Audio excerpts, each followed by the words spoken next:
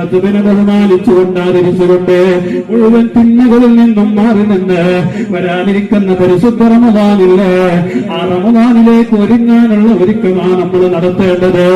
ഈ രണ്ടാമത്തെ ഇഫ്താർ വർഷത്തിലെ രണ്ടാമത്തെ പകുതിയിലേക്ക് നമ്മൾ കടന്നപ്പോ അല്ലാഹു അന്റെ ഹബീബ് നമ്മോട് ദുആ ചെയ്യാൻ പറഞ്ഞു.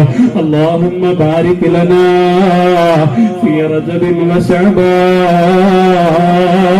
അല്ലാഹുവേ റജബിൽ ശഅബാനിൽ നീ ഞങ്ങൾക്ക് ബറക്കത്ത് നൽകണേ.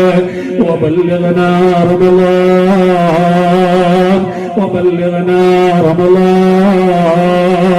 എപ്പോഴും നമ്മൾ ദുആ ചെയ്യുന്നില്ലേ മുഅ്മിനേ, വബല്ലിഗ്നാ റമളാൻ.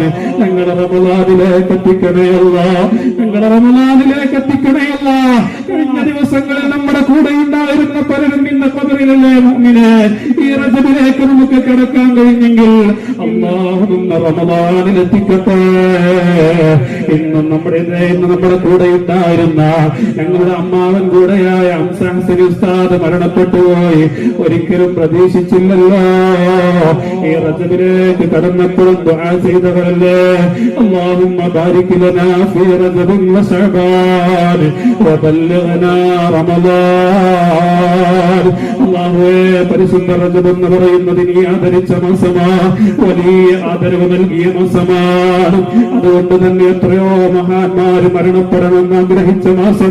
അതേ റജബിന്റെ മുമ്പ് രോഗിയാകുമ്പോ ആ മഹാന്മാരൊക്കെ ദുആ ചെയ്യാണ്, അല്ലാഹ് എന്റെ റജബിലോ ശഅബാനിലോ റമളാനിലോ അല്ലാതെ എന്റെ റൂഹിനെ നീ പിടിക്കല്ല അല്ലാഹ്.